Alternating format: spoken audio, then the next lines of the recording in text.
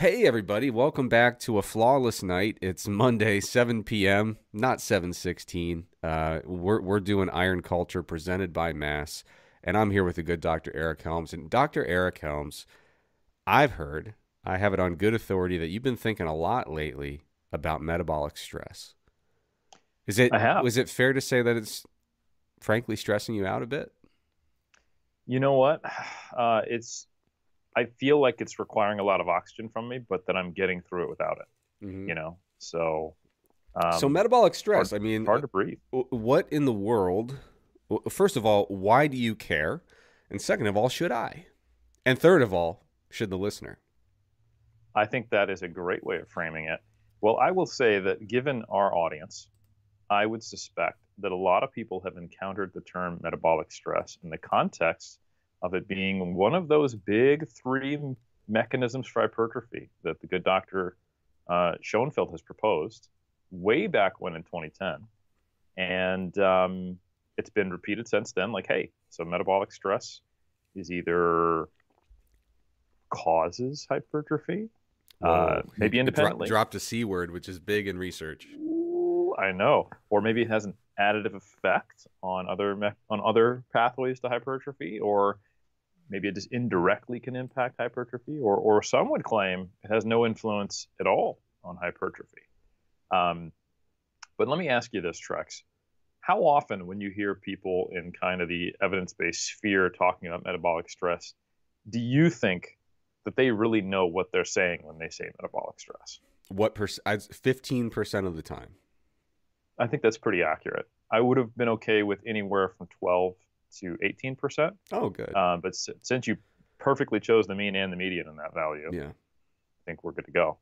So yeah, the when I encounter people talking about metabolic stress, it is kind of this vague notion of like the burn, the pump, some hormones, metabolite accumulation, and then when you start to interrogate more, like, okay, so what metabolites and why do they accumulate, and then what type of training? That's when it is quite apparent that we're like, hey, don't ask me about that stuff, but like drop sets and shit. Yeah. So I think it's really important to understand what the heck are we talking about here. So metabolic stress, I think, is it is a very interesting. Don't get me wrong, but it is. It doesn't have to be complex, but I think we do have to just understand, like, what does it stem from, what does it mean, and why is it important, and why would we even think it's related to, on some level, to a hypertrophy outcome. So, Trex, we've talked about energy systems before, and I remember we both had a kind of similar methods of teaching this. Yeah. Because people tend to get it twisted where they think, okay, sweet, so ATP, phosphocreatine, anaerobic glycolysis, oxidative phosphorylation. These are switches that are only one on at a given time. Right. And like you were saying, I think when you talk about how you teach it, which is very similar to what I do, when are these working? Always, all the time. They're always constantly on. But what they differ in is their efficiency, basically how much ATP yield do we get, and then speed. How quickly can they get us that ATP? And that is where some of these really interesting outcomes occur. So resistance training, we got these intermittent high intensity contractions. And I say high intensity relative to everything we're doing in life, right? Jogging, talking, me moving my hands versus if I was doing like 8 RM wrist curls, right? Even though it might be the same joint action, right? Yeah. Intermittent high intensity contractions, they're depleting ATP at a faster rate than we can replete with phosphocreatine because it runs out, or faster than we can use the aerobic system, the requiring oxygen system that we have.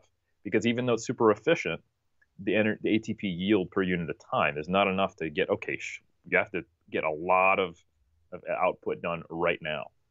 So that means we have to rely on the faster but less energy efficient anaerobic glycolysis pathway primarily. And once we start shifting towards anaerobic glycolysis, anaerobic being without oxygen, right? Some things start happening, okay? So we essentially see low muscle phosphocreatine levels. we see high lactate concentrations, and we see a subsequently dropping pH level and a buildup of various metabolites from the sustained use of anaerobic glycolysis. And I think it's really important to remember that when we say metabolic stress, that is a pretty damn ambiguous term, because there's something like over 4,000 metabolites that you can find in human serum. And when people are specifically referring to metabolic stress as a stimulus or even a causative mechanism, and I'm not saying I'm saying that, but people say that. A lot of people are saying. Yeah. People say it.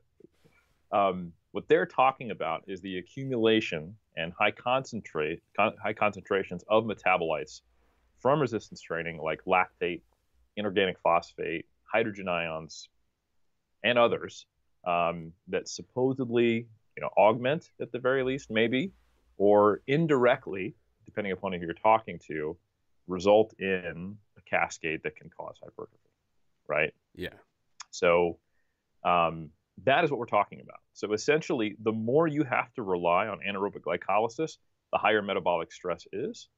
And there are some interesting things that occur as well, just from the process of how you get to using more anaerobic glycolysis, right? So this means that you're having this high output, but the output is sustaining. So we can also think of resistance training that is very, very high power or like minimal volume strength training. Like we're talking heavy singles or like medicine ball throws, where we're doing like 1 to 3 reps, very far from failure or reasonably far from failure, like a single at 80, 85% of 1RM.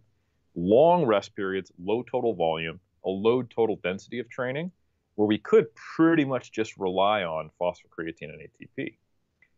So not that, but when we're doing multiple sets or short rest intervals or anything of that nature, that is the type of training we're talking about here. And when you do that, there's also some mechanical things that are going on. So the actual contractions themselves actually create an occlusive effect, similar to what would happen with BFR, right? So you're actually preventing some degree of blood flow in and out of the muscle to the resulting effect of having essentially this increasing process of cell swelling. So the contraction itself has this effect, which I think is kind of cool. So essentially, you have venous occlusion, which creates hypoxia, and that's relevant. That just means low oxygen levels, because the lower your oxygen levels, it means the less you can rely on aerobic energy, right? And in fact, when we look at studies where they get people in hypoxic chambers, or when we look at the local effects of blood flow restriction training, we see an increase in metabolic stress, right? So your contraction itself does this, though. You don't necessarily need to put BFR in there. And the longer that a contraction is occurring for, and if it's a high enough strength and like moderate loads that you can do for multiple sets for 15, 20 reps, et cetera, you're going to see this localized muscle pump increase. Blood starts pooling, which furthers the occlusive effects, which furthers hypoxia, which actually has an effect on cell swelling, which amplifies metabolic stress. And it's this kind of feed forward mechanism. And it's just important to understand that this is somewhat part and parcel with at least the local mechanisms of fatigue. So metabolic stress is to some degree self-limiting, right? As these metabolites build, as pH drops, you can't keep training. And the effect of that is one of I think there's the one thing that everyone agrees on as far as the metabolic stress role for hypertrophy is that, okay, if we're generating local fatigue and we still have to meet the force demand, how do we do that?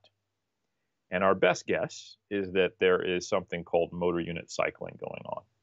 So if you were just to compare an EMG signal for a low load to failure versus a high load to failure, and if you were to incorrectly infer that told you directly about the degree of motor unit recruitment, not just the excitation of fibers and the total electrical signal strength, you would go, oh, well, high loads clearly cause more hypertrophy because the low loads never hit a peak. Therefore, we're never recruiting these high threshold motor units. We're not tapping into fast twitch fibers. We're going to get low hypertrophy. We don't see that. We've got literally dozens of studies showing that low load, high load to failure, so long as it's not super low load, we're going to get similar hypertrophy.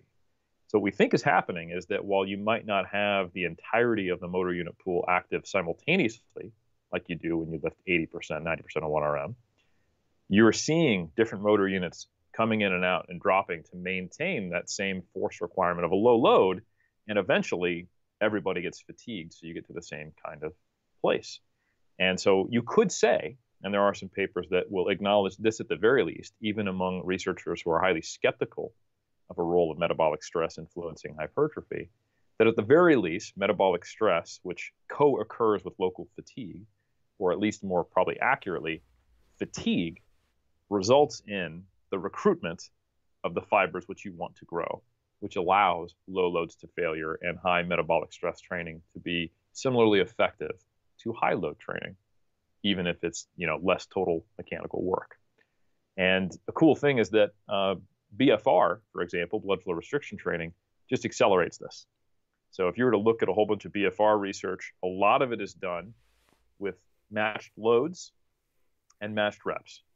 And you see greater hypertrophy from BFR when you do, say, the typical 30 to 40, 15, 15, 15 protocol, because the group not using BFR, doing that with 20, 30, or 40% of 1RM, is actually pretty far from failure, even though it still doesn't feel good.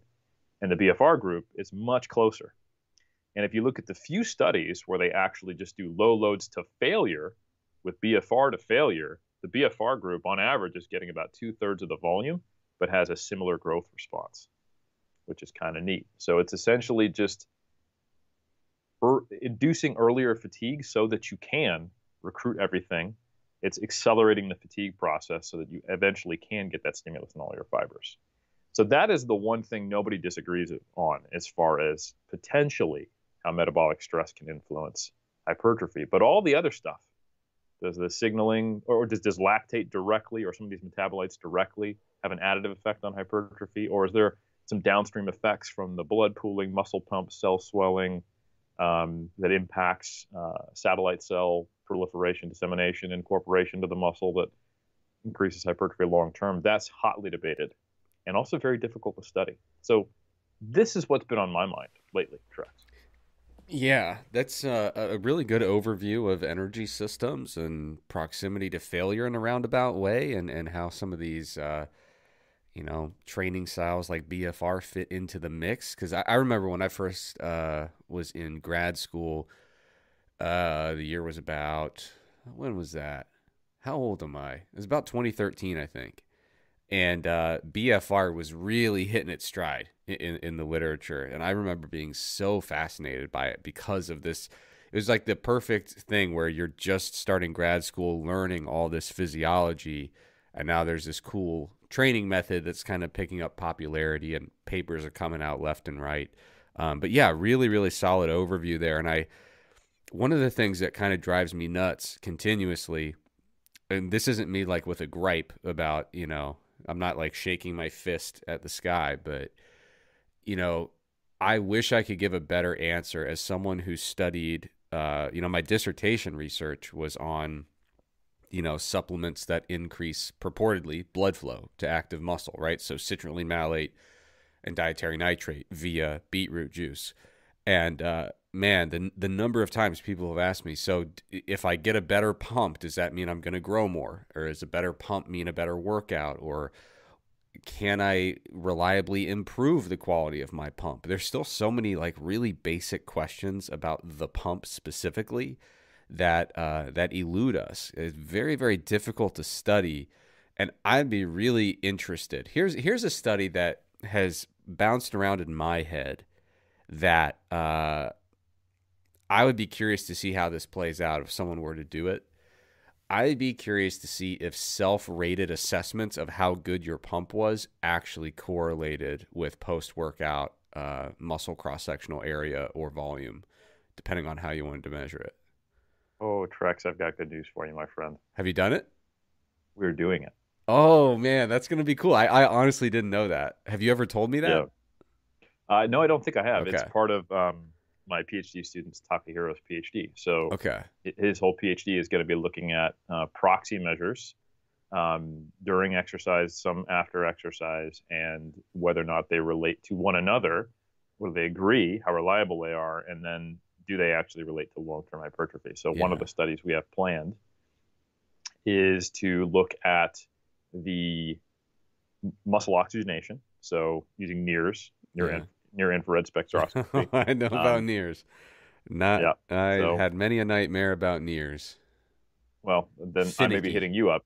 Yes. Yeah, that's exactly been the experience of the people in our lab who've used it. We haven't used it for resistance training yet, but we've done it with some like cooling or heating one limb during cycling. Yeah. So anyway, using NIRS, so we can look at, deoxygenated hemoglobin and other markers of proxies, I should say, of metabolic stress, if you will. And then also having them rate their perception of a pump, and then also looking at post-exercise ultrasound changes in size. So nice. That will be pretty cool. And then long term, we're talking more than a year from now, looking at, does that have anything to do with how much you grow in response to these protocols? So that I think you'll be really interested in. But now here's something that gets in my head a little bit, Trex. I don't know that increasing blood flow is actually enhancing metabolic stress. If anything, it might be going like reducing it. I also don't know if increasing blood flow would enhance the pump or have it be less, because like BFR induces a pretty nasty pump because it creates blood pooling, because importantly, it's not occlusion training, it's blood flow restriction training. Right. So you're doing it in such a way that you're still allowing blood to get into the muscle, but not escape. So you get some gnarly pumps from BFR, but you're restricting oxygen delivery. Yeah. And, one of the things that I think, I think it was actually an argument I got into with Mike Israetel. He tends to, and this is a colleague of mine. This is not someone I don't even think he necessarily holds this belief anymore. But I remember early on, before the beta-alanine literature was well developed, he was skeptical as to the utility of beta-alanine from kind of a more mechanistic perspective. He was like, hey, this is a buffering agent, right? That means it is preventing this drop in pH. It is helping us deal with fatigue and metabolic stress. And we want to use this for hypertrophy, but metabolic stress is a mechanism of hypertrophy. So beta-alanine might be actually inhibiting hypertrophy. Yet we don't see that, right? Yeah. And you could even make an argument that if you're increasing blood flow and you're improving oxygen kinetics, and you're making it so you don't have to rely as much on anaerobic glycolysis, that, oh man, that's going to be worse for hypertrophy. And I think I don't buy that. And I think if metabolic stress really was like this is a key component to hypertrophy, maybe we would be seeing some of that, but we don't. We typically see neutral to, I would say just neutral effects for beta-alanine. For some other blood flow supplements like you studied, citrulline and a nitrate, if anything, greater work or actually, at least better acute outcomes, right? I don't think there's a whole lot on hypertrophy longitudinally. Yeah, there's really not much at all on hypertrophy, but yeah, it's interesting because you look at it, especially with nitrate, improvements in things like not just strength endurance, but also just power output. So there's some interesting, apparently direct effects on the muscle, which would make sense because, midway through my dissertation work, someone published a paper saying, hey, by the way, muscles store nitrate. And I was like, what? Why? How? So that's where that's the fun thing about working. Like some people with their dissertation work, no offense, it's on a well-tread topic, right? And it's like, okay, we're really just nailing down the finer details. I just remember it's a fun experience doing a dissertation on a topic that really is kind of carving out, into a new little area, because we just learn this fundamentally massive thing about nitrate. And I was like, well, I already planned my study. I don't know what you want me to do, but it would be really weird if nitrate didn't have a direct impact on muscle. You'd be like, well, then why are we keeping it there? That's very certainly a very curious thing. But yeah, like when I got into that line of research, I had all these high hopes that everything was super simple, and it turned out not to be.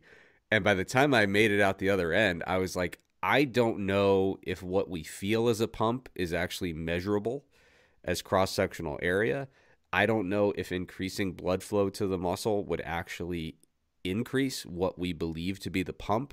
If it did, I'm not entirely certain that that would be beneficial for hypertrophy. Basically, I walked out of it saying, I don't think I know anything about this topic other than the three outcomes that I actually measured. Yeah. And, one thing that I find really interesting on that same topic is a lot of the times when you see people interpreting research about metabolic stress, one thing that people will talk about or researchers will write about is cell swelling, right? Yeah. Which is a consequence of hypoxia and a consequence of metabolic stress.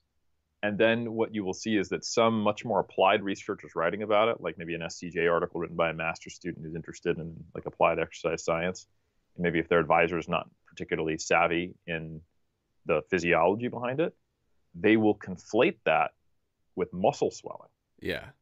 Which is not the same thing. Yeah. And I don't think that the experience of the pump necessarily is the same thing as cell swelling. Right. The cell is not the same thing as there being more blood in the whole muscle, right? Yeah.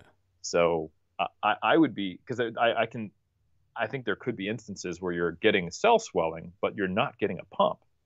Like, I guarantee you, if you do repeated 800-meter sprints, right, with limited rest intervals, yeah, you're going to be pretty heavily relying on anaerobic glycolysis, and the resultant outcome of that metabolic demand is going to cause some swelling. But I don't think you're going to be coming off the back last 100 meters of your fourth 800 going, bro, like my glutes are so pumped. Yeah. It may be burning, but you're not going to be feeling like you just did a bunch of hip thrusts. Right. And honestly, I would take it, another kind of revelation I've had over the years is I used to think that getting a better pump, I was like really into these supplements and thinking, okay, I'll increase blood flow through these nitric oxide pathways. I think what we experience as the pump in terms of muscle swelling has a lot more to do with venous return than it does flow to the muscle.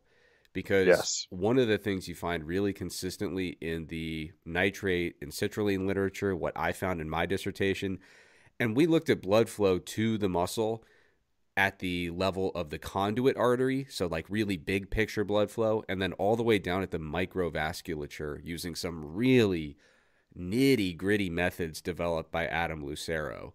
Adam is brilliant, and I literally could not have done any of my work without him. He built the hardware and the software to allow the NIRS measurements that we made.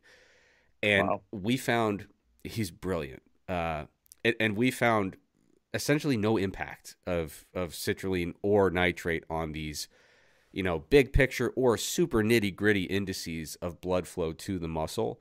And that's pretty common when you look at the literature on increasing blood flow via things like nitrate and citrulline. It's like, hey, I'm a healthy, active 20-year-old male. And it's like, dude, your blood is flowing. Like you're everything's working. The cardiovascular system is finely tuned. And whatever blood your muscle should be getting in order to complete the exercise it's doing, it's going to get. I think what really distinguishes a pump from a non-pump is what does the return look like? Because like you said, with BFR, we are literally blocking it. And that was a part of my dissertation too, was with a really cool like inflation cuff. We would instantaneously either block venous return or we also blocked arterial flow to the muscle, which oddly enough, IRB did not care. Arterial occlusions during resistance exercise did not bat an eye, but they were very worried about the crystal light that I was putting in the citrulline supplement. They were highly concerned about that. Or no, that was for a previous study on caffeine, I think. Anyway, kind of funny the things that get through when people are reading it and have no idea what they're looking at. Now, it was safe, but I expected quite a battle over that. And of course, we had no incidents. Everyone was happy and good. But yeah, man, I just think, through many years of wrestling with these kind of semi-related topics of the pump and metabolic stress and cell swelling, to me, what's really kind of comical, not to be snarky, but it's kind of funny to think I was so certain, not just about how this all worked, but even how to utilize it in practical application. I was so sure about that before I started grad school in like 2012. And then grad school for me was a process of saying, we don't know really much of anything about this, which was humbling. And I think that the humility is probably the best lesson of grad school, I would say. Absolutely. Yeah, I think just to your point about like the IRB, the actual the members of the board who decide whether it's ethical or not, if they don't know about something and they know a little bit about something else, you can see the Dunning-Kruger effect play out. Like, so when you start talking about BFR, it kind of just all gets lumped under this thing, and they're looking for you to cite some research to say it's safe. And if you did, and I guarantee you did, then thumbs up. But if they're not really aware of some of the deep physiology, the difference between arterial occlusion pressure and venous occlusion pressure, you know, they're not going to pick up on that. But kind of everybody's heard like, oh, artificial sweeteners, like that's, you know, is that a thing we need to be concerned about, you know? Yeah. So yeah, don't worry about like, blocking the femoral artery. It's fine. Yeah, like, yeah. And that's one of those things. I think even people who read BFR research, some of those deeper details they don't pick up on. Like if you read the methods, and this is just for completeness since we talked about it, like what they will often do in some of the labs that are a little more mechanistically interested in what's going on is they will actually assess heart rate in some or distal place from where you're actually occluding blood flow, increase the cuff until they can't even pick anything up. And that's the complete like occlusion pressure requirement. And then they'll back it off to a percentage of that because they're actually measuring blood pressure. Yeah. So you'll see typically like 60 or maybe as much as 80% of arterial occlusion pressure, so that you are still getting arteries, which easy mnemonic. They deliver away from the heart, so it's to the muscle, and then you got venous return, which is actually what is being restricted. So you get this delivery in, but then less coming out. And it is that pooling of blood, if you will. It's not actually a pool, but you're getting a higher blood pressure in the muscle, which is probably what we experience as the pump, because more is coming in at a rate than it can go out. And I think when you think of that, that to me was revelatory, because I was like, oh, the pump, blood flow will enhance that. And I was like, wait a minute. If you're improving blood flow, that's not what it is. It's how much is getting trapped in there and can't get out. And when you think about the things that we do backstage before we get on stage to try to get a pump, you know, we're limiting the end range of motion. We're doing continuous movement. We're trying to, you know, we're trying to feel ourselves into a way of manipulating our performance of exercises to create this kind of rhythmic effect where there is blood that is getting in but can't quite get out. So you're right. It's not about blood flow to the muscle. It is about how do we trap more blood in the muscle. So anyway, if that's helpful, and we're still not really sure. If that's helpful, and to be honest, Eric, I'll tell you this: if it was a very straight up, easy way of I should say a straightforward, direct causal relationship between metabolic stress and hypertrophy, and that was perfectly mirrored by our perception of the pump, we would already know it. Yeah. You know. One of the easiest way to do this actually is, and they've done this in multiple studies now, is they will take high load, volume equated training, and then just put BFR on top of it. And it doesn't seem to induce more hypertrophy, yet you can measure with, say, NIRS, for example, that there are greater markers for metabolic stress. So if it was just purely additive, like, hey, if I could just, you know, throw a bunch of lactate on top of your muscle in the middle of it, doing the same amount of volume magically as with the high load, the same, you know, proximity to failure, which is the hardest thing to actually match, then it should be producing more hypertrophy. But we don't see that, you know? Yeah. Now, having talked about 30 minutes worth of trash about the pump, I do want to acknowledge this morning, somebody got a nasty one, and that somebody was me. And let's go. My love affair with lifting continues. I would say it's at the hot and heavy stage. you know, we're past the flirting. It's getting pretty serious, and it's awesome, man. Having so much fun in the gym these days. And my shirts they're getting tighter. I'm telling you, man, things are happening. So I'm excited about that. All Are you right. experiencing some body recomposition, Trek? I have to be. You're talking about a man that was extremely detrained. So yeah, I haven't been. You know, I think I told you I've been basically just having fun. Like I haven't been like doing a whole lot of like weighing myself and taking circumferences and things like that. And by haven't been doing a lot of it, I mean I've literally done none. Right now, my goal is to wake up, uh, go to the gym, have fun, eat a ton of protein, you know, keep the calories in check generally. And I think that's going to pay off. And I think for me right now, the peace of mind of not sweating the details. I mean, it's like, You're just letting it happen, which I think is great. You're yeah, not like being uber focused on it, and I think that is the way that body recomp happens in 90% of studies on yeah. untrained individuals. Which you're not quite untrained, but I'm you're pretty you're you're untrained. you're, you're detrained. You're Okay. detrained. Yes. Yeah. Yeah, because you've got a whole lot of muscle memory going for you. So I Yeah. think you're actually almost in a better state than Yeah. an untrained individual. No, that's true. And like the way I view it in terms of like not being super meticulous about the details is like I basically feel like I'm like on like a 9 hour car ride, and you don't really want to be like 20 minutes into it saying, "Are we there yet?" You know, like 100%. there's a long way 100%. to go here, and like there will be a time where it's like, oh, okay, probably time to like tighten things up and refine some things.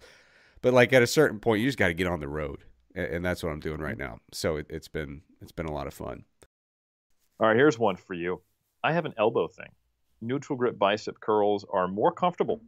Will doing only hammer curls lead to okay overall bicep growth in the long term, or should I still try to do some quote unquote regular curls? Ooh. And if you want, I can tackle it. I mean, you're the best person to tackle it, but I'm willing to make myself vulnerable and throw myself out there for you to come around and collect, you know, and clean up the answer I gave. Go But for it. before I do that, I do have to retract the apology that I gave on your behalf, Helms. I blamed you and a software as completely innocent bystanders earlier, and I do deeply apologize for that lapse in judgment and lapse in character on my own behalf. Now, We all make mistakes. on to more important things more important than character and ethics and judgment. We're talking about biceps, okay? If I were in that situation and, you know, standard curls were bothering my elbow, hammer curls were feeling okay, I do think that you're going to have some trouble, I would think, you know, maximizing the growth of that inner head, of the more medial head of the biceps. So my intuition as a person who has zero, I do not participate in this game of the whole functional anatomy thing. If I were in that position, the only reason I said I would take a crack at this is because I have an exercise I love when my elbows are bugging me or my shoulders are bugging me. What I like to do is a single arm dumbbell curl on the preacher curl bench. And usually I take a light load. It doesn't take much. It's the kind of exercise where like I'll knock a huge percentage off my normal curls and still get a really great stimulus, totally focusing on that more medial head. I can usually take a light weight, do some high reps with that, and get a tremendous stimulus for the biceps.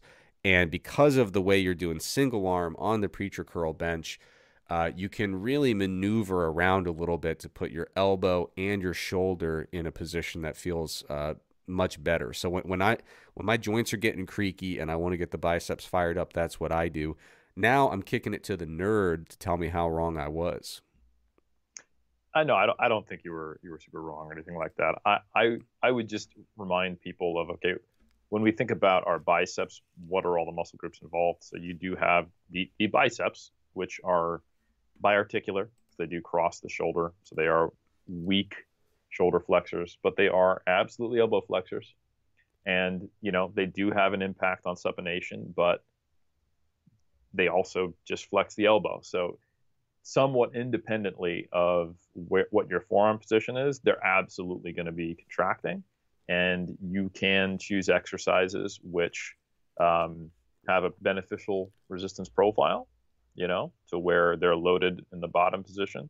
And you can choose exercises that stretch them independent of your forearm position. Like if you were to do an incline curl, or I know the exercise name that you hate, the Bayesian curl, where you're doing arm behind your back like an incline curl, but you're using a cable, so it provides resistance out the gate so that it's not the peak resistance point when the bicep is shorter.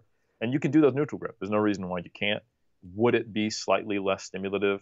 Maybe, but there is a point where that stuff doesn't matter.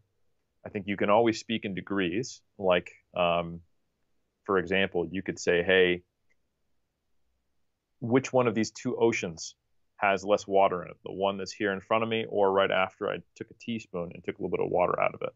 We can understand that really has no impact on how much water is in the ocean from any kind of like impactful way, right? So I think it's important to remember that your ability to train effectively and not have pain inhibition is far more important than something as minor as your forearm position. The other thing I would say is that the size of your biceps is not actually just due to the biceps. We do have the brachialis, which sits kind of underneath it at the distal portion of our arm, which does make your arm look bigger, even though it's a little more deep and not as superficial. And that sucker doesn't care about your forearm position. It's monoarticular. It's just, do your curls, right? The brachioradialis, it kind of helps you move back towards neutral. But again, these are monoarticular muscles that, the only thing that's going to impact their quote unquote stretch and then the tension that they have is, do you extend your elbow all the way at the bottom of the curl? And then, do you apply force at that point?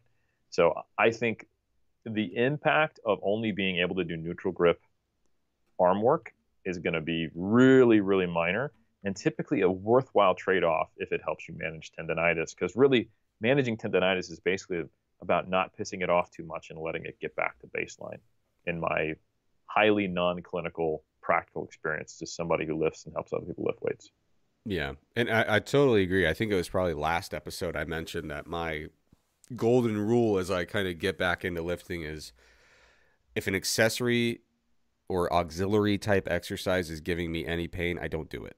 So, if the listener were to kind of try the variation I mentioned and say, no, that's still bothering it, punt. Like, absolutely. Like you said, I mean, especially when you can do some form of elbow flexion, probably many forms, like you said, a lot of different variations of elbow flexion, like not worth it to push it just to get out that little extra few drops of gains. And so for me, there's certain exercises that for long periods of time, I just don't do them because they just bother me. So definitely live to fight another day. Excellent. So yeah, Smosey, that is our answer to your question.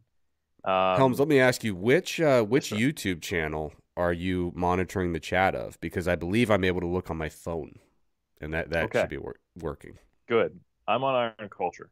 If okay. You want to go to the Mass Office Hours channel. Yes, I will do that momentarily. But do you have another question lined up for us? Yeah, actually, Sithers, well, one has a very helpful comment. Trex, you should mute the live stream when you open it on your computer. Sounds like it's taking audio output and sending it our way, which may be the case, but maybe not. But then, as a follow-up question to our discussion of biceps, Sithers asks, or it states, we normally think of neutral/reverse grip curls to target forearms more, but wouldn't those wrist positions lengthening the muscles that are responsible for supination mean they're better for biceps? I actually think that's plausible. One of the reasons I've heard people argue that, say, a reverse curl is better for the forearms is because it actually puts the biceps in a poor position, so the forearms have to work harder. And a lot of the times, things don't really work that way. A great example is doing seated calf raises. And the idea is that by shortening the gastroc and putting the gastroc in a poor position, which it indeed does, that you'll get better soleus growth. And in actually the two studies we have where we compare seated to standing calf raises, the only thing that happens is you get shitty gastroc growth and the same soleus growth. And that's because for most monoarticular muscles, it's really uncomplicated in how do you train them. Use a full range of motion and train because they only cross one joint. You don't have to worry about stuff like that. So anyway, yeah, I do think this may sound hypocritical, Trex. You can tell me. I think sometimes we put a little bit too much thought into manipulating exercises, especially for kind of single joint stuff. If we start talking about muscles that are synergists and work in conjunction on multi-joint exercises and can be performed with different motor strategies, there's a lot of overlap, 100%. You want to start talking about back training or leg training, I think there's a lot to be said because some people can use a much more hip versus knee dominant strategy, and there's like 6 muscles which can retract and depress your scapula, right? Yeah. And we are typically retracting and depressing our scapula with elbow flexion, right? And also shoulder extension. So I think when we're talking about that, yes, we do need to think about some of these things, especially when you're in the real world and you're going, man, why does this person have really poor lat development here? Or they've got poor glute development, but they can squat a lot or something like that. I think that makes a lot more sense. But I've rarely seen someone do something like manipulate their forearm position, all of a sudden unlocks a whole new level of bicep gains. And the last thing I'll say on this is going back to the BFR conversation. Another thing you can do, Sozy, or Smozy, BFR is actually really helpful as a way to deal with tendonitis. In my experience, tendonitis almost always has a load threshold to where it's a problem, right? I mean, if you're at the point where picking up a pencil hurts, like don't even go to the gym, like deal with it, right? But I have had periodic episodes of tendonitis, which impacts my ability to do curls and pull downs and arm work. And some of the things that enable me to still effectively train while dealing with that is relying more on neutral grip work. And then as I'm reintroducing or maintaining some degree of non-neutral grip based bicep work, I use BFR so I can use a very low load for all the reasons we talked about earlier. Now, someone on the other channel, and by the way, folks, you can catch Iron Culture presented by Mass on 2 different YouTube channels, the Iron Culture podcast or the Mass Research Review YouTube channel. Someone asked if doing BFR can increase your vascularity. Do you know what the current perspective on that is, or the current consensus? So what I will say is that I don't know of any measures of what we would describe as vascularity, which Right. is the subjective appearance of seeing more veins, right? But we do see data, and I am aware of some data. I don't know how robust it is because I haven't done a deep dive on this specifically, that BFR does seem to enhance the body's ability to deliver blood, or at least markers for better vascular function in a given limb or location. So increasing microvasculature, you would think that probably goes alongside maybe some bigger things you could actually physically see. But I mean, like if you have higher capillary density or something like that, you can't see that, right? Yeah. I think we forget just how small most of our blood supply veins are, right? Very tiny, very tiny. I need to get out ahead of a controversy, Helms. Let's go. Someone in the chat, I believe the way they put it was Trex's traps are out of this world at the moment. I want to come clean. Approximately 15 minutes before we recorded this, I was dead asleep on my couch. Got home from work, passed out. I've been pushing it pedal to the metal. And what happened was I'm wearing a collared shirt underneath a hoodless sweatshirt. So I believe that in my deep slumber, there's just a whole bunch of collar bunching up underneath my sweater. So either there is a tremendous illusion happening, which seems to be most likely, or I remade all my gains over the course of just a few weeks. So I think... Or third option. Yes. You're specifically making gains in your upper traps, which I've heard from very reliable YouTube comments that are loosely based on half of a study that they don't understand Oh, indicates that you're using anabolic steroids, oh, not just returning I'm getting training. crushed on the internet already. I fall Mhm. back in love with lifting for 2 weeks and I'm already getting the natty or not treatment. Unbelievable. I have wondered, like, because I haven't trained very effectively for like several years, if just me getting back in shape, if people be like, oh, this guy, unbelievable. He just hopped on the sauce. But Can who I have knows? a tangential comment on that I think Yes. is really interesting? You know something? We've had Alex Coliari Turner on Iron Culture podcast a couple times, and we've talked about whether or not steroids give a permanent advantage. And one thing that I see a lot because I participate in the natural bodybuilding community is kind of this general misunderstanding of how that even occurs. And it is essentially, to our best understanding, even though we're still trying to figure it out, the same mechanism by which you right now are making great gains. Wow. It's just muscle memory, Makes you think. right? Yeah, it's not something distinct to where you have this unique propensity to retain higher levels of muscularity or get back to it from anabolic steroids. It's that if you surpass your natural limit with anabolic steroids, the idea is that you would be retaining some of the epigenetic factors and the myonuclei that you could not have otherwise had, so that when you lift without them, you have a higher ceiling. Yeah. But what people are missing is that that means the only way to have a permanent advantage from steroids, at least from the mechanisms we understand, is for you to actually take them and get past your natural limit, and then importantly, do that without actually shutting down your natural testosterone production levels, which would lower your natural limit once you got off. Which in many cases, and I know a ton of ex IFBB pros and high level bodybuilders who are enhanced after a sufficient number of years and dosage to actually get above their natural limit, which is a lot of muscle mass, they now need to be on TRT. Mm. Um, and I think people also think we have really, really robust data on this. Like, oh, we've got all these studies where, randomized RCTs and meta-analyses where we gave a bunch of people steroids, gave a bunch of people placebo steroids, and then we just saw who was bigger 10 years later when they got off. No, we don't. In fact, we're really just kind of looking at some observational associational stuff, rat models, mouse models, and there's even questions as to the way which people are doing exactly what you're experiencing, Trex, of regaining muscle, because in not all cases do people seem to retain, or animals even retain, their myonuclei. It seems to be like kind of dose dependent upon how much muscle they gained over what time, which is basically a proxy for how long and how much were you taking as far as anabolics, right? Yeah. So anyway, that was something that I had been thinking about lately as well, which I thought may be interesting to the dear listener. Yeah, good to get that off your chest. All right, Helms, I'm going to actually carry some of the load here. Okay, I got a couple nutrition questions. I don't have to recklessly speculate about exercise selection and functional anatomy.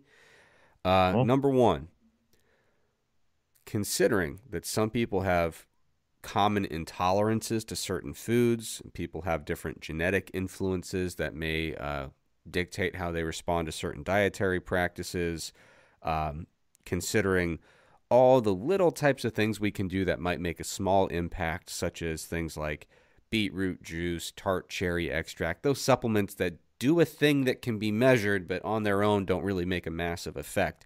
Considering all that stuff, is it worthwhile to kind of individualize your nutrition and try to stack up a bunch of little things to see if they can, kind of in cumulative form end up making a meaningful impact for you? That is a really good question.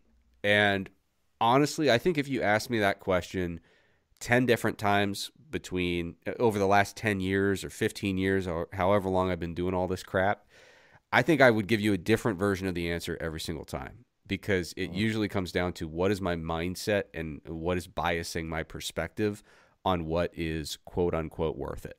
Now, I'd love to say that I always could give a perfectly unbiased, objective answer throughout the entire time course, but I just don't think that's the case.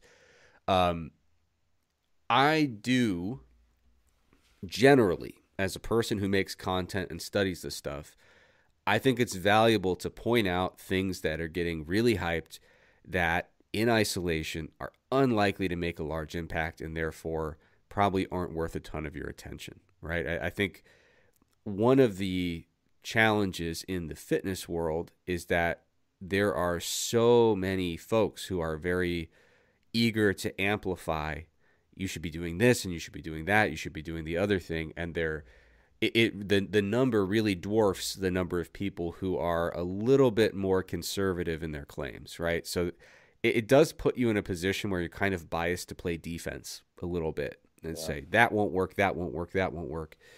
So there have been times in my career of making content and talking into microphones where I might have said, no, just, focus on the big stuff. Helms, you always call them the big rocks, go and, but I will acknowledge, like, over the years, I've also seen a really dogmatic approach to that concept that has absolutely robbed people of their joy for lifting, where it's like, no, don't worry about all the other crap. Lift, do each muscle group twice a week within this narrow volume range of sets per muscle group. Everyone trains the same way. Everyone should get this much protein, grams per pound of body weight. Like, you start to get into this point where you're standardizing and kind of homogenizing all of these factors of what it is to lift and eat. And it's just like, yeah, so we're all going to make 81% of the gains we could have ever possibly made just so that we're all doing the same exact thing and no one accidentally spends $20 on a crappy supplement, So I think when it comes to this question, it really comes down to a very individualized cost-benefit analysis that comes down to each one of these little things. Like, and the question itself had such a spectrum of things that a person could iterate upon, right? So like for me, Helms, I don't really eat apples. Is it because, what do they have? Are those the ones with arsenic? Or, Yes. Yeah. If you eat the seeds, especially. Yeah. So is it because Is that why? Yeah. It's because I don't eat poison. Sorry. No, it's, by the way, I just want to make a little aside that's kind of controversial. But like, no, I'm going to leave that one alone. Never mind. It's for a different show. So anyway, I don't eat apples because I've noticed that when I eat a lot of apples, my tummy hurts. And so that falls under this question, this like individualization of like, yeah, like everyone should kind of have that mindful approach to eating where they're keeping an eye out for things that seem to, it's not all in your head. There are different foods have different compounds and nutrients and so on. Like, you may be picking up on a really consistent trend if some food just doesn't sit well with you. Other foods do. Maybe you feel way better when you have more carbohydrate, less carbohydrate, more fat, less fat. It's very worthwhile to actually mindfully take stock of how different dietary patterns are impacting the way you feel, the way you perform, the way you adapt. When it comes to things like supplements, then you have to get down to a really nuanced cost-benefit analysis that is perfectly individualized to you and your priorities.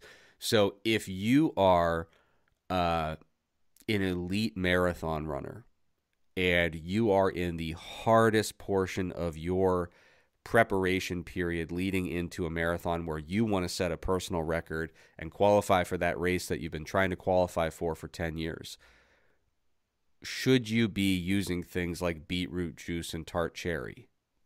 Probably. Like, I mean, yeah. I can tell you this. I had the great... Oh, wait, Helms, you were there too. Now that I think about it, we were in that event at Finland at the University of Jyväskylä, and Andrew Jones was giving a presentation about Nike's Breaking 2 project, and Andrew Jones was really heading up that effort. He had a role in kind of selecting the talent and putting together protocols for what are we going to do to hopefully help the first human being run a sub 2 hour marathon. And the answer is almost everything. Like almost everything. Turn over every big stone, small stone, and grain of sand. The answer is everything, right? And I can tell you this, if I were a strength coach / nutritionist who worked with a baseball player who's about to sign nowadays, Helms, I don't know if you've been following this. I think someone just signed a $700 million contract in Major League Baseball. Is it worth it for him to try tart cherry? I don't care. Do it. Like, as long as you're not going to fail a drug test from it, basically, like, dude, you got 700 million to play with. If you think you can afford the third-party tested version of that supplement, I'm pretty sure. yes, if you think that it might have a benefit, it's worth exploring in that scenario. So one of the things I really love about the evidence-based fitness kind of culture, for the extent that I've been a part of it over the many years, is that it's been really helpful for helping people, pardon my language, refine their bullshit detector. One of the things I dislike about it is that it has turned everyone's bullshit detector up to 11, where things that are contextually valuable or have a very small impact have all been, not, I don't want to paint with too broad a brush, but a lot of people have said, nope, too small to care about, forget about it. And the question is, when everything outside of the massive rocks is too small to care about, it doesn't leave you a lot of room to explore the fun elements of what make this, in my view, a really enjoyable pursuit. Some of that self-experimentation and, the quest to achieve what you've not achieved previously. So that's a long-winded answer, maybe a bit more philosophical than scientific, but I think ultimately my answer is, is it worth it to, once you've managed the big stones, play around with the little stones? I think yes. And I think when I did give myself the latitude to play around with the little stones, those were the most enjoyable and fulfilling years of my time as a lifter. Well said, Trex. And I have two comments that stem from what you just stated there. And one of them is actually related to one of the questions. The first one is just a quick, interesting fact. Did you know that apples are among some of the fruit that are relatively high in sugar alcohols? Particularly sorbitol.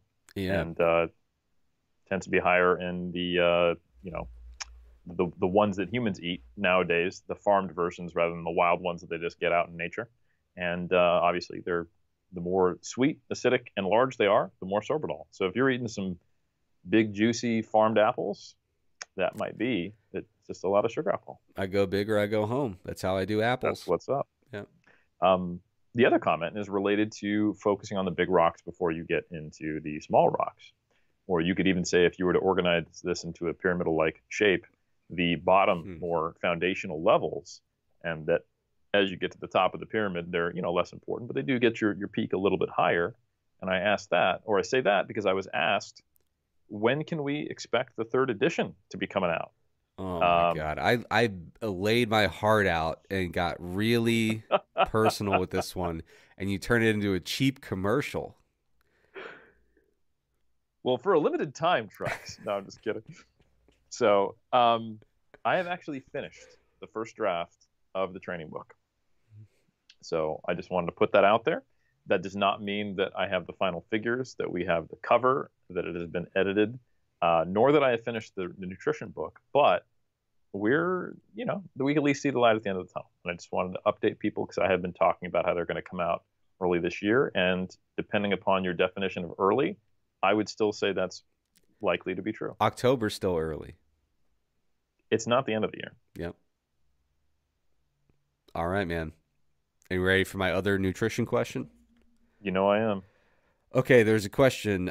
Any evidence to support the idea of a maximum rate of fat loss per day, with the fat oxidation being a rate limiter / bottleneck? Implication being a deficit beyond this means muscle loss. I am aware of one paper that purports to have worked out the math on this. I did not spend a tremendous amount of time critically appraising the methods and calculations of that paper. And the reason why is I believe that the practical bottlenecks come into play well before any physiological bottleneck would come into play when it comes to maximum rate of weight loss. So I have actually gotten into the habit of recommending flat rates of weight loss. So what I mean by that is, if I'm working with someone and we're going to figure out, I prefer to focus on process-oriented goals rather than outcome-oriented whenever I have the opportunity. So, there are certain scenarios where you really do have to pick the outcome with some degree of precision. But for a lot of folks, who are just going to, I want to lose 15, 20 pounds, get leaner than I've ever been, not stepping on stage on a particular date, I always try to say, well, let's not worry about exactly how many pounds that's going to look like. Let's not worry about the end date. Let's just get on the track and select our rate of weight loss and go for it. And I've gotten to the habit. I used to focus a lot on percentage of body mass, and there's a lot of good reasons to do that. I'm not saying it's bad or that there's not a very you could put together tremendous grids and tables about what percent of body weight you should lose per given unit of time.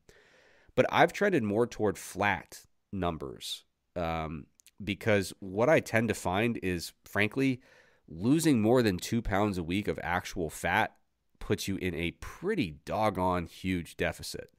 And I don't particularly care how far that is from because I don't think it exceeds the literal physical possible rate of fat oxidation that could occur during that time frame. I'd be stunned if the calculations work out that way, and I would then have to look into them very deeply because that doesn't have a lot of face validity for me, Helms, the idea that we can't oxidize 2 pounds of fat in a week.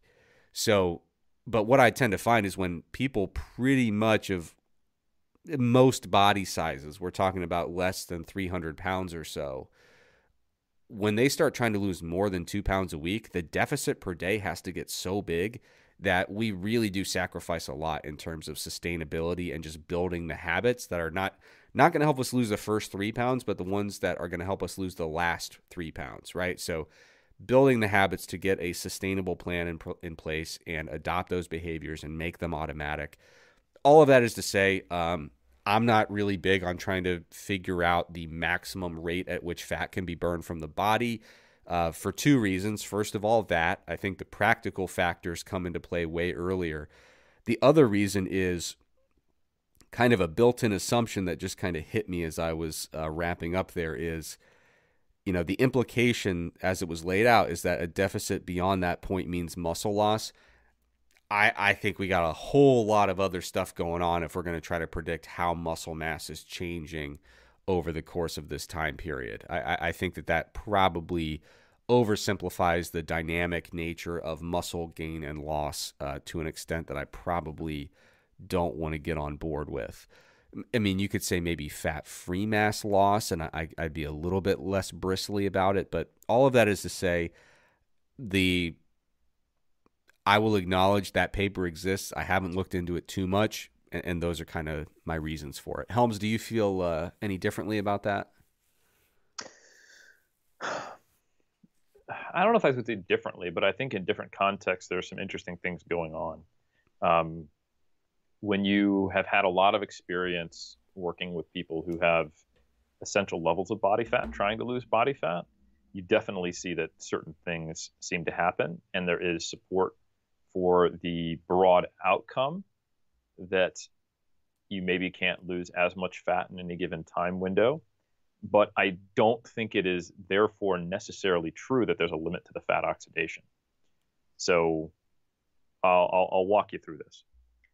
We actually saw, and there are soon to be published with Dr. Martin Ruffalo protein analysis that we're coming out with, the meta-regression. One of our sub-analyses was noticing that higher protein seemed to be more beneficial the leaner you were for protecting against muscle loss. Plant a seed, okay? There's also I think it's the Kohler meta-analysis that does indicate more lean body mass losses with a lot of dispersion and variance around that relationship, the larger the deficit, right? And then there's the observation that I have as a bodybuilder and a bodybuilding coach, and through seeing the same anecdote across everybody, that you get to a certain point and the risk of losing muscle increases. And kind of what you don't want to see as a competitor or a coach is someone losing weight but not looking leaner. And there's obviously a ton of reasons why that can happen. They could have finally taken a shit, for God's sake, Another explicit episode here from Iron Culture, like last time. Sorry. Yeah, we're getting a reputation around here. I'm a sassy mouth. That's what I am. You know what's also crazy that gets overlooked, in addition to the very crass example you gave, Yeah, um, taking a couple days off at the gym, like, not having edema. yeah, I've seen people who happen to be me in the middle of prep when they can't answer like, why is my weight so stubborn?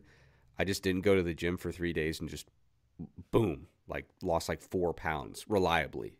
Yeah, it's Yeah. crazy. I mean, so I mean, you retain higher levels of muscle water, muscle glycogen, edema, and swelling from regularly training. Um, and you will typically notice after a period of time off from the gym during prep that certain muscle groups look sharper and then certain muscle groups flatten out. And that's what's happening, right? Yeah. So, but one thing that will happen if you continue to see weight loss and the person is not really looking much leaner, not just one of these kind of circumstances, is they start to look worse. They kind of start to look a little filmy.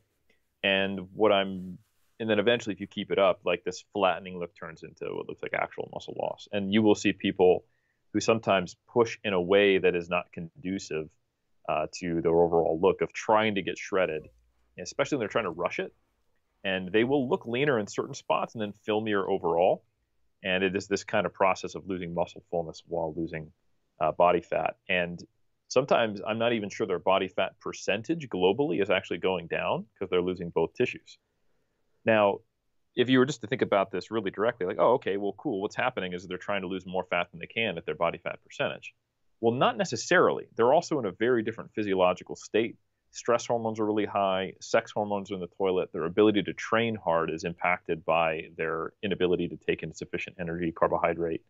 They may be even, just not feeling enough ATP for protein synthesis. Like there's low energy availability can, in and of itself, cause this types of muscle loss. So what we are seeing is a shift in the proportionate substrate that is being lost. I shouldn't say substrate, tissue that is being lost for the same or potentially greater energy deficit. It could be getting hit on quote unquote both sides of the equation, that maybe you're so lean that you can only liberate so much fat tissue. But I think it's much more likely that you are so lean, beat up, and suppressed and experiencing all this stress and experiencing all the negative aspects of low energy availability and on such low calories that you're inducing a state of muscle loss.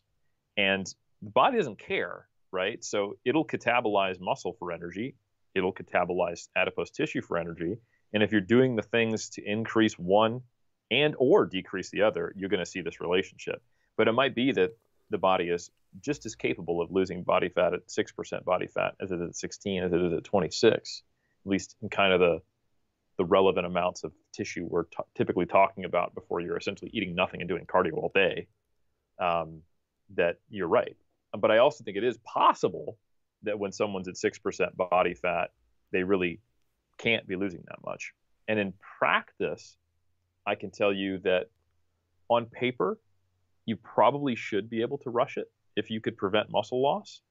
But I don't see that ever working out. Like when someone is, let's say, they've got just the beginning hints of their glutes are getting boxed in. And from there, most people in my experience need like another minimum of 6 weeks to get to the point where there's visible glute striations, and probably more closer to 8 to 10 to where they have like gnarly, oh, you're diced. Now, you could on paper just go, well, I'm just going to go on a protein modified fast, but it never seems to work. It just doesn't work. They get leaner in other spots, maybe a little bit, but they flatten out. They look worse generally. And they just kind of look like they got jumped in an alley and they got this like full body edema, and you just don't seem to be able to rush the last phases of conditioning, which makes me think like whether it's because you're just shifting where that energy makeup is coming from, the lean tissue, or there maybe is a limit to how quickly you can lose fat tissue. I don't know. But in practice, I think there essentially should be a cap of how quickly you try to lose body fat that narrows the leaner you get. And that's why sometimes like the contest prep lengths don't make sense for people who aren't really in depth with the sport. They go, okay, listen, you went from looking a little chubby in the off season to looking like you're ready for a cover model photo shoot in 12 weeks. How could it not just be another 12 weeks by the time you're shredded? And the answer is that going from like legally shredded, where you've got like a side glute and if you squeeze it on a side tricep, to having Brian Whitaker up and down Dirk Emmerich deep grooves in your butt that not everyone can get with their level of muscle development or their fat distribution. But for those who can get it, it might take 20 weeks, in my experience, from there. And it doesn't seem to make sense, but it's because if you try to rush it, you end up losing the muscle tissue that you need to push out against whatever fat stores you have. Yeah. Yep. It's tough because, like you said, it's always so it's so tempting to say, like, okay, I'm within striking distance. I'm just gonna rush it from here, right? Like you're like, I can do this. I can rip off the Band-Aid, and like in a just world where good things happen, maybe that's how it would work. But yeah, it never seems to go well. I've had the same experience, and I'm also like, I've always the first bodybuilding competition I ever did, someone helped me with my diet. They kind of coached me along, and they did their best. I was not ready to compete. It still went okay. Like I won the novice overall, so that was nice, but not the type of leanness where you would say like, oh yeah, that's kind of what natural bodybuilding is supposed to look like. After that, all my preps I did on my own, and I'm a habitual over dieter. I need to be in like Over Dieters Anonymous, because I just get to that point at the very end where I'm like, oh, I already did like 98% of the hard stuff. Now I'll just crank it up to 12 out of 10 here and just push to the end. And it goes poorly every time. So I literally, what I should have done the last time I competed in bodybuilding was hire a coach for the last 4 weeks to just talk me out of everything I was going to do. Because yes, I basically did what eat up. Yeah, I basically did what you were referring to, which is like, hey, I mean, this sport is basically competitive suffering. I can suffer way harder than anyone for the last 4 weeks of this. And imagine how shredded I'll be at the end. And yeah, it's one of those things where you got a problem. Like I remember vividly the prep where I got my pro card. Like it went okay, but I over dieted, right? And I remember my weight being pretty stubborn when I was basically like, hey, you're about a stage condition here. And I was like, but I'm so excited by how I'm looking. I'm going to keep pushing. And I remember I almost had this, like, your trajectory of weight loss over prep. You start out with the big weight loss. It slows. Then you're grinding out just grams of fat, right? And then I had like another dip in the last like that's exactly the thing that I was talking about. You don't want I had another dip in the last like 3 weeks of prep, and I was like, am I getting beyond shredded here, or should I be worried? And I knew deep down this isn't good. You're not supposed to, reawaken these precipitous losses in the last 3 weeks. I was like, okay, damn it. So someone behind you is like, excuse me, sir, you dropped your hamstring? Yeah, it was not ideal. So yeah, it gets the best of us, but it's like, that's the duality of the competitive bodybuilder is you're absolutely, and I say this with love, you're insane. And that serves you well for a large portion of your competition phase. And then you need someone to rein that in toward the end. But yeah, good stuff, man. I think that was a really interesting discussion there. So let's see here. Do you have another one you want to do before we go? Maybe one from the iron culture side of things? Yeah, there's one on a BFR that kind of came from what we said. There's some good comments there. Blug mentioned that there is some research showing a higher percentage of arterial occlusion pressure does seem to have vascular benefits, but needs to be replicated. So that sounds like someone who's actually read the research a little deeper than us. And then Alonzo has some questions regarding science communication. So this is good. All right. What do you think educators online can do better to educate what philosophy of science is? I see people, won't name names, criticize study designs while then citing studies without understanding how hypothesis testing works. One study won't tell you much due to the nature of statistics, aka how do we educate educators better on the philosophy of science? And I tell you what, Trex, this is a tough one. I will also not name names, but sometimes you see things and uh, it is jarring, the level of God, I'm trying to be diplomatic here. Uh-oh. Someone said mechanisms over outcomes easily as like basically their philosophy of interpreting research. Hmm. And I was just like, well, how did you determine the mechanisms? And it's like, okay, well, I know these content creators' perspective on how they believe things operate. Yeah. And I know the studies that they like to cite and that they believe support the position that makes sense to them. And those mechanisms were determined by outcomes in a Right. study. Yeah. So you get to this funny position where you essentially just have to choose what you feel like makes sense. But all of our mechanistic understanding of things comes from early exercise science studies that their outcome was a mechanism. And then we got into more applied work afterwards. And so here's an example of just there's clearly not an understanding of the philosophy of science, because to even take the idea of positioning mechanisms over outcomes or outcomes over mechanisms is not the correct context, because you have to use them to test one another. You get a mechanism to then state a hypothesis, right? And then you need to go back and go, okay, well, based upon what we observed in these applied studies, if that mechanism was true in the dominant factor, we can check it with this model. And when it's not, then you go back. So for someone to say that, it shows they clearly don't even understand what a theory is. And like the question asker was saying, Alonzo, great question. They don't necessarily understand how we go about the process of establishing hypotheses and testing for them, let alone to even get into like the statistics. Another one that I think you will appreciate, Trex, is I've also heard people go, a lot of these evidence-based guys, they're over-reliant on statistics. And then what they will do is they'll look at, say, 5 or 6 studies on a given topic. And 3 of them are one way, 3 of them are the other. And they will go through meticulously through the methods, sometimes even accurately. And I've actually seen some researchers do this who don't have very good stats chops, in my opinion. And they'll try to figure out the reason why each one of these N of 6 to 12 to 15, maybe 20 participant studies observed what they did. And one of the things that's never on the radar is it's just sampling variance.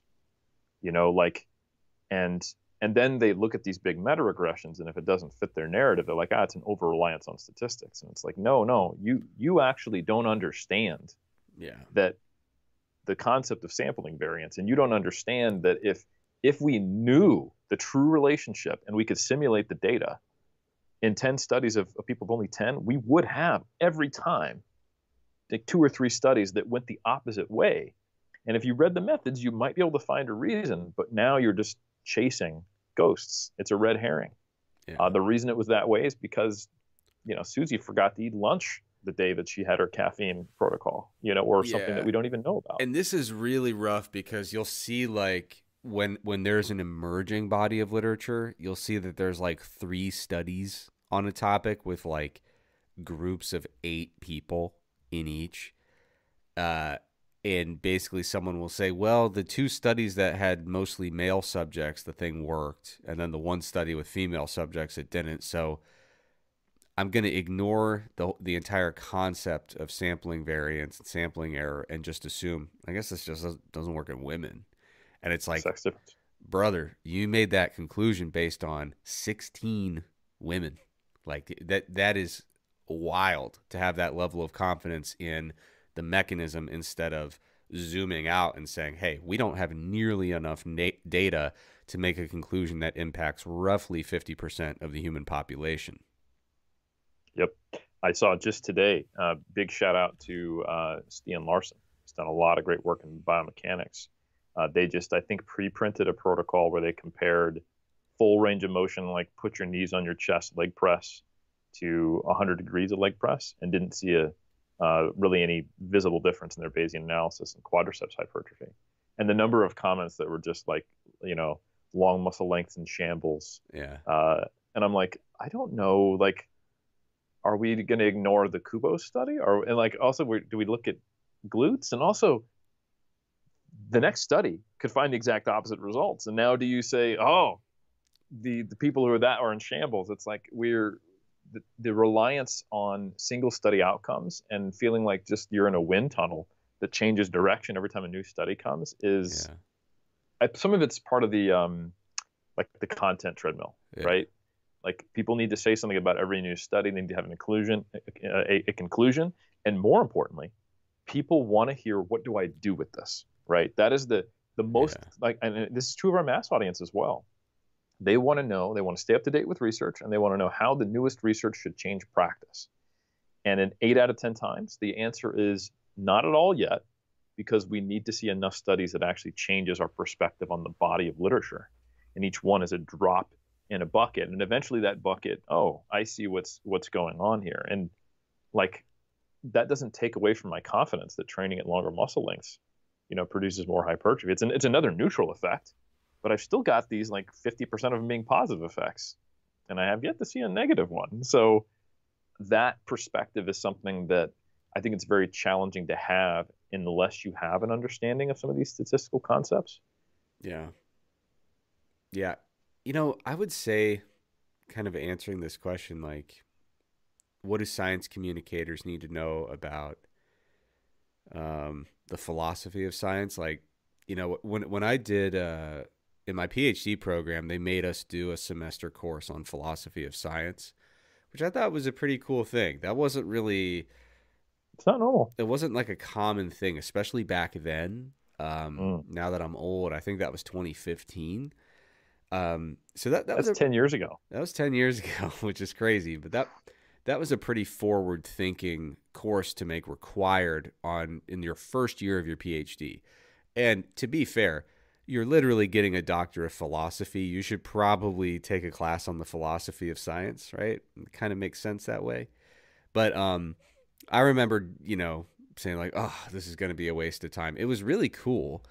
I don't think that you're going to do gangbusters on is that the phrase? I don't think I know what you mean. I don't think you're going to absolutely explode YouTube with an 8-hour lecture on the philosophy of science that's oriented toward the fitness community. I don't know that the fitness community needs a ton of it. I think, frankly, one of the most valuable things you could do when it comes to communicating science and addressing the philosophy of science is acknowledging that there are philosophies of science. Like, I think that alone gets people to really open their mind a little bit and say, well, wait, what do you mean by that? And it's like, well, there are different perspectives on what it means to know a thing and the methods by which we come to know something. And I feel like just acknowledging that as a statement really cuts to the core of a lot of the more vitriolic arguments that happen in evidence-based fitness. And there was an episode of Iron Culture, episode 109, Empiricism versus Rationalism, where we kind of talked about, like getting back to that core question of like, well, what do you value more? If we were to create a dichotomy, do you value the idea of having a tidy narrative filled with mechanisms that help you get from point A to point Z? Or are you more in the camp of someone who continually updates your understanding of a topic based mostly on what you consider to be more endpoint type outcomes in studies, with the kind of current, common thread that throughout your understanding of the world being that sometimes I will observe things that are true that do not yet make sense to me, right? So the question is, do you, when you reach that fork in the road, do you reject what you've observed because it doesn't make sense? Or do you reject your understanding of what ought to make sense because of what you've observed? And that's definitely an oversimplification of what shouldn't really be viewed as a total dichotomy, but you get the idea, right? And so that was I think a really productive discussion. I'd love to see the views on that. I'm sure it wasn't great, Yeah, but well, we've done a few philosophy of science episodes. I think the last one I really tried to like try to fit it into iron culture, where I was yeah, talking about, like what is models, and I tried to frame it with hypertrophy, because if you say hypertrophy in an iron culture episode, we get more views. But trying to explain to people why they needed to do empirical testing to validate models and how models work in the philosophy of science. Let's just say it wasn't our most popular episode. yeah, And that's another example. But I think that was a really productive discussion.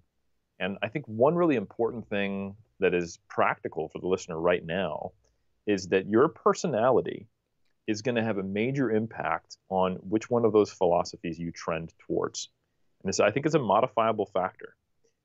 It's not fun to do what Trex you just described, encounter things in the world that you can't explain. In fact, you could even make an evolutionary biology argument that we are wired to reject such things and to try to find an explanation because it's a existential threat.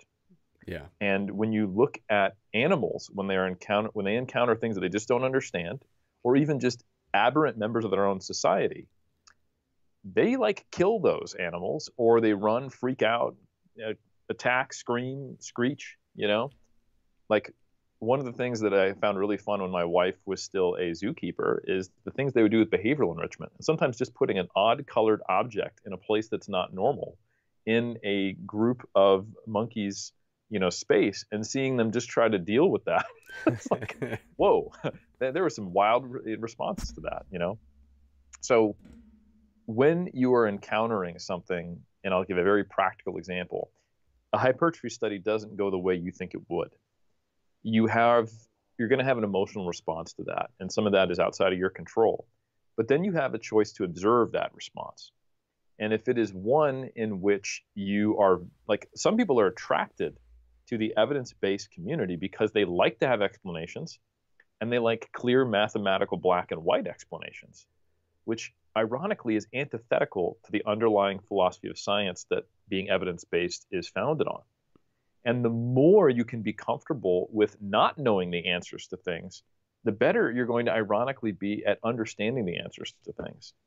Because that emotional drive to come up with an explanation, or to come up with an explanation to reject what you've clearly observed to be true, pushes you further away from the truth. And your ability to sit in that ignorance, that discomfort, and say, I don't know why this was observed, and I need to wait for further data and not have an opinion yet, and understand that science is about asking questions more so than it is answering them, is going to get you closer to the truth. And the unfortunate thing is that that's not exactly what engenders trust in the science communicator.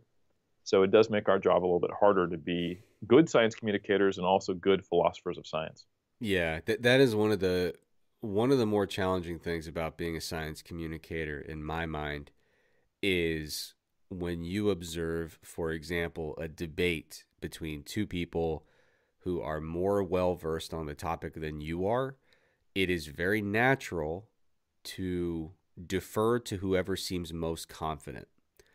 And that kind of extreme confidence in a topic where there's a lot of unknowns, and there's probably more evidence that needs to be collected before we can really draw a conclusion. If you go into that type of argument and there's a debate between two people, and one person kind of puffs their chest out and just says, we don't need any more research. I get it. I know it all. And here's how it works. And the other person's like, I don't really know. I mean, seems like there's a lot of conflicting stuff here. It might be another 10 years. Like, who are you going to go with? Like, who won the heavyweight battle? It's like, oh, yeah, the one guy seems so confident. I'm sure he's right. Like, come on. How could someone be that confident if they weren't correct? Which, as a rule, is not a good heuristic to go through life with. It's just, I'll defer to whoever seems most confident. That's not always the best idea. I think you're totally wrong on that, actually. There you go. No, Trex. I think we've done a really good job here. We've covered a lot of questions. I don't have any more in mind. No, there is one question I can answer quickly. about how do you use BFR in practice. Do you use a manual BFR cuff and set the pressure based on perceived tightness, or do you utilize an automated one? You absolutely can go the full route and then get an actual blood pressure cuff or get some of the more expensive but still commercially available ones, and you could get to a certain degree of inflated cuff pressure. However, there are a number of studies which indicate a perceived tightness of roughly 7 to 8 out of 10 on the cuff does seem to result in sufficiently, for our purposes, similar outcomes, especially if you're training reasonably close to failure with BFR. Because really, what we care about here is that you can get the advantages of using a lower load, and it doesn't take as bloody damn long to get close to failure, because you get to do 20 reps instead of 30 to hit failure with 40% of 1 RM. And that's kind of what matters, is get yourself to a perceived 0 to 2 RIR with a cuff at a 7 to 8 tightness, and you'll be able to use a much lower load, and it won't be as painful or as inaccurate as far as your proximity to failure, and it'll probably be more, or at least as effective as if you did it with a cuff. All right, man. Sounds good. I think that probably does it for tonight. It has been, I tell you what, if you ignore the elements of this episode that made it one of the more chaotic and poorly produced of all time, and if you only find those little bits of discussion between the chaos, I actually I like what we talked about in this episode. I agree. I would say also, if you like dubstep, you might think this episode not only was great discussion, as you just mentioned, but also had some nice musical accompaniment. Yeah, I'm going to go through and listen when we hop off the call here, and I will assess the musicality, and that will determine whether or not edits happen.